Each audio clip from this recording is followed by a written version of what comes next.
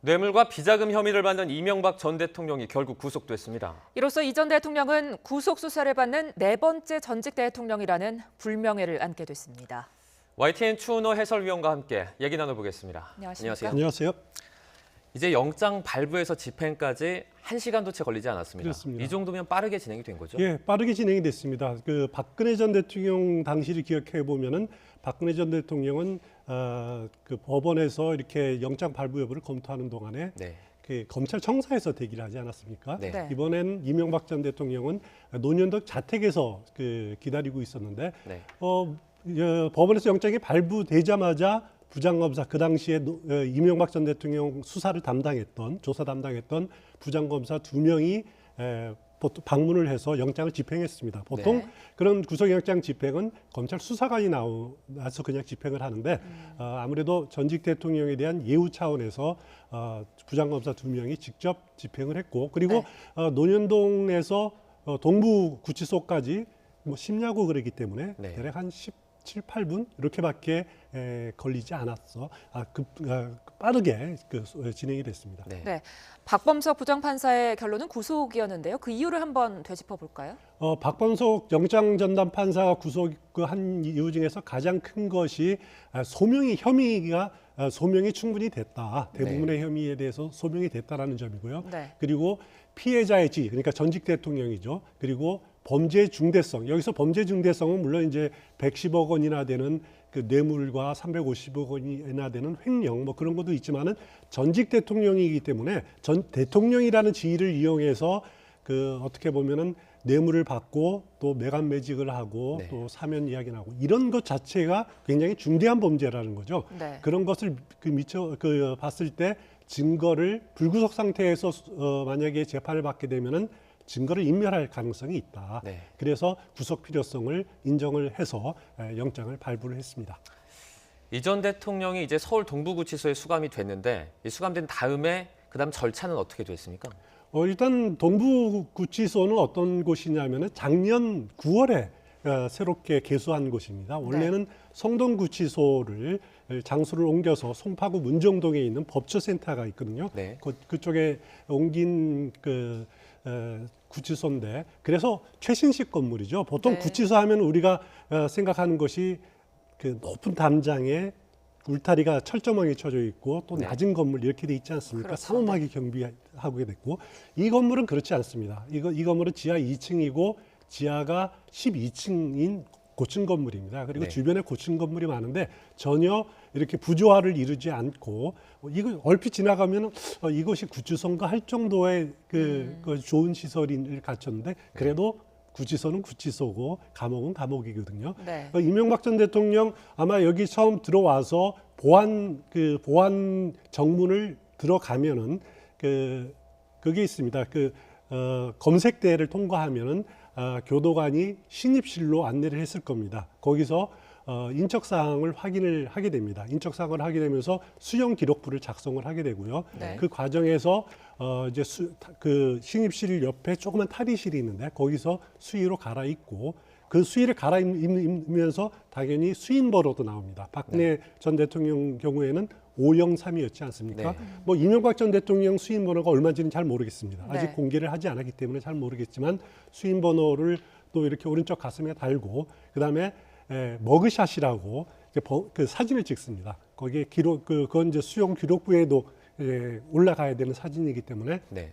사진을 찍고 간단한 신체 검사 이런 것들을 하고 이어서 구치소 생활에 필요한 이런 이제 지침 같은 것들을 설명을 하고 또 생활에 필요한 물품들을 지급을 받습니다. 그래서 그 이후에 교도관의 안내에 따라서 독방으로 수용이 되는데 그 이명박 전 대통령이 자신이 머물게 될 독방으로 가는 데까지 철문을 모두 7개를 통과해야 된다고 합니다. 네. 그 과정에서 누구나 다 위축될 수밖에 없는 거죠. 네. 그래서 아마 이명박 전 대통령도 어제 잠을 못 이루지 않았을까라고 생각이 드는데 수용되는 방은 독거실입니다. 혼자서 쓰는 방인데 네. 규모는 11평방미터, 대략 한 3.2평 정도 규모의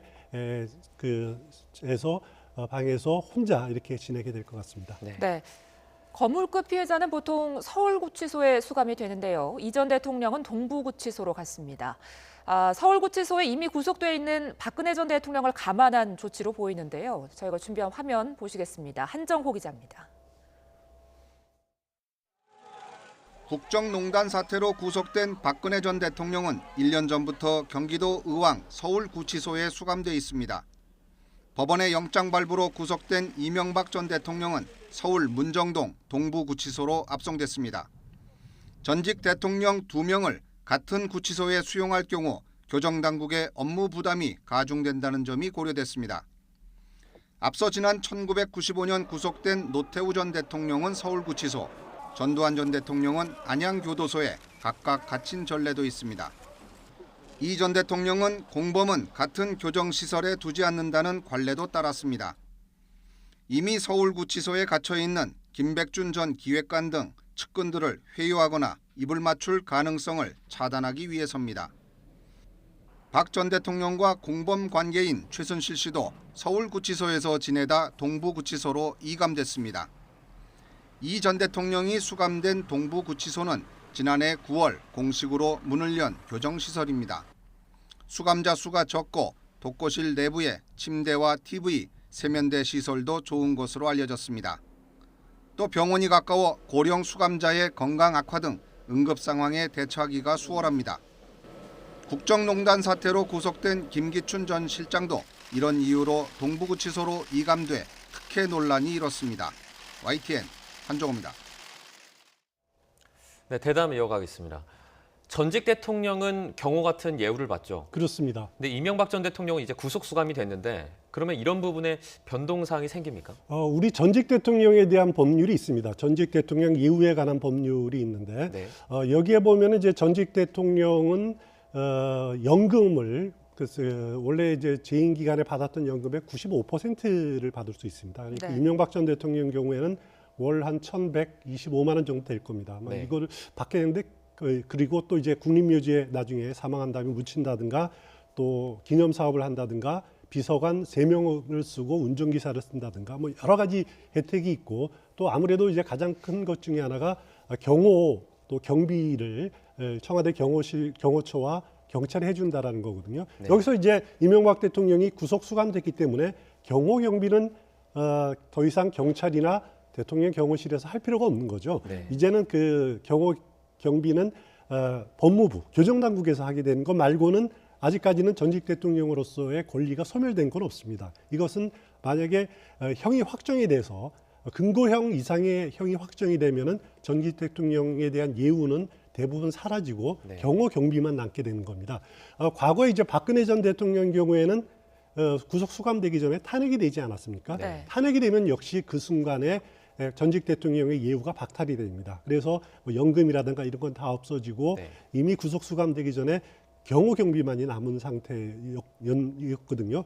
그래서 이제 이명박 전 대통령도 아직은 다른 혜택은 누릴 수는 있지만은 그래도 그 대법원의 확정 판결이 나게 되면은 만약에 유죄가 확정이 되면은 전직 대통령으로서의 예우는 경호 경비를 제외하고서는 다 소멸되게 됩니다. 네, 아까 이제 이 전 대통령도 박근혜 전 대통령처럼 3평 남짓한 독거실을 배정받는다고 하셨는데요.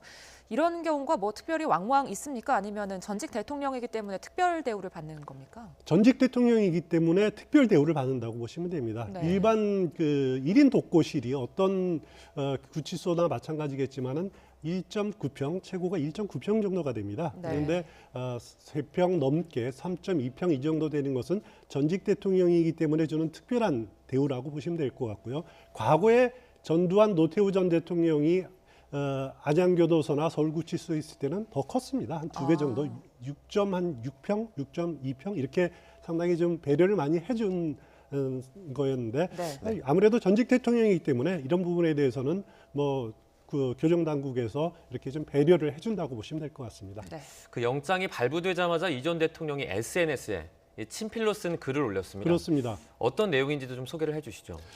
이명박 전 대통령의 그 친필을 그 사진을 찍어가지고 올렸죠. 네. 이것이 내용을 보면은 지금 이 시간에 누굴 원망하기보다는 이 모든 것은 내 탓이라는 심정이고 자책감을 느낀다 이렇게 시작을 했습니다. 네. 저는 이 표현이 굉장히 와닿았는데 네.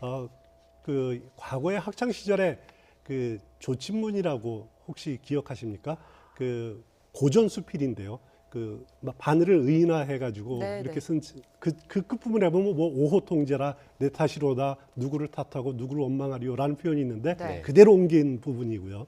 또 하나 그 노무현 전 대통령 유서에 보면은 기억하시겠지만 어떤 표현이 있냐면은 미안해하지 마라, 누구도 원망하지 마라, 운명이다라고 표현이 되어 있습니다. 이명박 전 대통령, 노무현 전 대통령 똑같이 누구도 탓하지 마라는 표현을 썼습니다. 그래서 비슷하네요. 저는 그것이 굉장히 의미가 있다고 생각이 되고요. 하지만 두 분의 다른 점은 뭐냐면은 노무현 전 대통령은 유서 끝 부분에 어떤 표현을 썼냐면은 화장해라, 자신을 화장해라. 그리고 집 가까운 곳에 아주 작은 비석 하나만 남겨라. 오래된 소원이다. 이런 식으로 모든 것을 버리는 네. 그런 표현을 썼습니다. 하지만은 이명박 전 대통령의 어제 SNS 글 끝부분에 보면은 어떤 식으로 되어 있냐면은 바라건대 언젠가 나의 참모습을 되찾고 할 말을 할 수 있으리라 기대한다. 그리고 끝에 나는 그래도 대한민국을 위해 기도하겠다라는 표현이 있지만은 이명박 전 대통령은 아직까지 미련을 못 버린 네. 그런 심경들이 이렇게 담겨 있는 것 같습니다. 앞으로 물론 재판도 남아 있고 하기 때문에 계속 그 법정 투쟁을 벌이겠다. 언젠가는 자신의 이렇게 그 모습이 너무 지나치게 이렇게 왜곡된 것이 드러나지 않겠느냐라고 하는 기대감들을 아직까지 갖고 있는 것이 이 글에서 드러나 있다. 저는 이렇게 봤습니다. 네, 이 전 대통령이 계속해서 이번 수사가 좀 정치 보복이라는 점을 많이 강조하지 않았습니까? 그렇습니다. 이번 SNS에 올린 글에도 보면은 지난 10개월 동안 견디기 힘든 고통을 겪었다. 이렇게 쓴 대목도 있는데요. 아직도 이쪽 부분을 좀 호소하고 있는 것 같은데 어떻게 보십니까? 이명박 전 대통령 틀림없이 그런 마음 가지고 있을 겁니다. 네. 어제는 이제 구속 수감되는 입장에서 국민들을 어차피 상대로 한 글이기 때문에 정치 보복이다 이렇게 막 몰고 가기에는 좀 부담스러웠을 거고요. 또 그런 건 부적절하다는 생각이 들겠지만은 네. 그래도 그걸 우회적으로 그런 식으로 표현한 거죠. 지난 10개월 동안 견딜 수 없는 고통을 받았고 인륜이 이렇게 파괴되는 아픔을 겪었다. 이런 표현들을 보면은 이번에 검찰 수사 또 자신의 구속이 정치 보복이다라고 하는 생각은 전혀 변함이 없는 그런 뉘앙스를 저도 받았습니다. 이 전 대통령이 영장 실질 심사를 포기를 했죠. 그렇습니다. 만약 그 포기를 했던 게 이번 구속에 영향을 미친 걸까요? 저는 별다른 영향을 미치지 않았다고 생각을 합니다. 왜냐하면은 이명박 전 대통령이 그동안 자신한테 주어진 혐의를 강하게 부인을 했었고 또 그것이 검찰은 주장하기로 이것은 증거를 인멸하려고 하는 그런 그 의도가 아니냐라고 생각을 했는데 그것을 어제 그 법원 그 영장 발부한 사유를 보면은 그 부분을 그대로 검찰의 논리를 주장들을 받아들였거든요. 네. 그래서 이명박 전 대통령은 뭐 제 느낌이지만은 영장 실질 심사에 참여하든 안 하든 간에 영장은 충분히 어제 검찰이 엄청나게 많은 자료를 통해서 법원을 설득을 했고 그것이 상당히 나름대로 좀 받아들여졌다 이렇게 보시면 될 것 같습니다. 그렇다면 이 전 대통령은 구속을 예상을 했고 앞으로 재판에서 좀 승부를 보겠다 이런 생각인 걸까요? 그렇습니다. 어제 SNS 그 글이 3월 21일 새벽에 쓴 겁니다. 네. 그러니까 그저께죠. 그저께 새벽에 그렇죠. 쓴 네. 거기 때문에 글 자체가 보면은 구속을 이미 예감하고 각오한 듯한 그런 느낌을 이렇게 담고 있지 않습니까? 그래서 앞으로는 재판에 집중하겠다. 재판을 통해서 자신의 결백을 드러내겠다라고 하는 의지가 담겨 있는 것 같습니다. 그래서 저는 어제 이명박 전 대통령이 나갈 때 구치소로 나갈 때 어떤 옷을 입고 있느냐도 한번 유심히 봤습니다만 네. 검은 코트를 입고 이렇게 이제 짙은 그 양복에 그리고 넥타이도 검은색 하얀 셔츠를 입었는데 보통 이제 뭐 좀 무리한 해석인지 모르겠습니다만은 재판에 나갈 때나 검찰에 나갈 때 보통 이렇게 메시지를 은연중에 표현하는 경우가 많다라고 생각이 됩니다. 이명박 전 대통령도 이런 옷차림이 물론 국민 앞에 노출되니까 전직 대통령으로서 예우를 보이는 부분들도 있지만은 네. 또 다른 측면은 하얀 셔츠를 입었다. 이것은 자신이 결백하다라고 하는 뜻일 수도 있고요. 네. 뭐 그렇게 생각이 됩니다. 단적인 예로 지난번에 안희정 전 지사가 검찰에 2차례 출석하지 않았습니까? 네, 첫 번째 출석할 때 패딩 점. 검은 패딩을 맞습니다. 입었죠. 그리고 검은 차를 타고 왔습니다. 그거는 자연인으로서 내가 잘못했다. 이런 표현들을 하고 싶었던 것이고요. 두 번째 출석할 때는 흰 차를 타고 그리고 양복을 입고 넥타이는 안 했습니다만 네. 흰 셔츠를 입었죠. 이거는 나는 이제 공인으로서 이제는 재판에 내 할 말을 하겠다. 그리고 그 나름대로 나는 결백하다. 이런 뜻을 담고 있는 것입니다. 이게 어떻게 보면은 의상의 그 정치학일 수도 있고 간접적으로 던지는 메시지일 수도 있는데 이명박 전 대통령의 어제 의상을 보고서도 저는 역시 재판에서 계속 본인의 결백 모른다 아니면 나는 잘못 없다 이런 부분들을 주장하고자 하는 것이 그 의지가 담겨 있는 것 아닌가 그런 생각이 들었습니다. 네, 이번 이 전 대통령의 구속이 우리나라 한국사적으로 어떤 의미를 좀 가지고 있을까요? 일단 참 불행한 일이죠. 그래서 이제 그 87년에 우리 헌법이 개정된 이후로 여러 분의 그 전직 대통령이 있었지만은 김영삼, 김대중 전 대통령 물론 구속은 되지는 않았습니다만 아들들이 구속되는 그런 그 과오가 있지 않았습니까? 네. 그 이후에 노무현 전 대통령 검찰 수사 이후에 이제 잘못됐죠, 돌아가셨죠. 그리고 이명박, 박근혜 전 대통령 이렇게 또 구속되고 이런 것을 봐서는 일각에서는 특히 야당들은 제왕적 대통령제의 폐단이 드러난 거다. 그래서 이번 개헌 과정에서 대통령의 권한을 분산을 해야 된다라고 주장을 하고 있습니다. 저는 네. 그 부분도 상당히 일리가 있다고 생각을 됩니다. 그렇지만은 또 여기서 이제 우리가 염두에 둬야 될 것은 우리 정치 지도자들도 아직까지 민주주의에 대한 그리고 그 윤리의식이 좀 부족하다. 스스로를 돌이켜볼 수 있는 스스로 항상 자기 강제할 수 있는 그런 점들이 좀 부족하다. 그건 어떤 정치인이든지 어떤 지도자든지 그런 부분을 스스로 좀 돌이켜봐야지 않겠느냐라는 생각이 듭니다. 네. 거기서 어제 그 청와대에서 나온 그 논평이 저는 굉장히 유심히 봤는데 어제 김의겸 대변인이 베트남에서 네. 청와대 반응을 내놓지 않았습니까? 네. 물론 문 대통령의 그 직접적인 말은 아니라고 하지만은 그 삼가고 상간다. 그리고 가을서리처럼 자신들에게 엄격한 것을 한번 되새겨 보겠다라고 네. 이렇게 표현을 했습니다. 네. 가을서리라는 게 추상이죠. 추상과 같이 자신에게 대하겠다라는 건데 바로 모든 정치인들이 모든 지도자들이 그런 마음을 가져야 된다라는 이런 말씀을 꼭 드리고 싶습니다. 네, 외신들도 이번 스캔들을 긴급히 타전했는데요. 외신들 반응 한번 알려주시죠. 외신들도 이제 가장 의문점을 느끼는 것이 이제 어떻게 그 아시아 세계 10대 경제국인 이 한국에서 또 민주화를 성취한 이 나라에서 이렇게 연이어서 해마다 이렇게 전직 대통령의 부정부패 사건이 발생하느냐 이 부분에 대해서 굉장히 궁금하고 충격을 받은 것 같습니다. 네. 그런 부분들에서는 우리가 솔직히 부끄럽고 할 말이 없는 거죠. 그런 부분에 대해서 우리도 한번 좀 돌이켜 봐야 되고 나는 무슨 잘못이 있는지 이런 부분들도 한번 같이 좀 돌이켜 봤으면 좋겠습니다. 네. 앞으로는 이런 비극이 다시는 반복되지 않았으면 좋겠습니다. 지금까지 YTN 추은호 해설위원과 함께했습니다. 고맙습니다. 고맙습니다.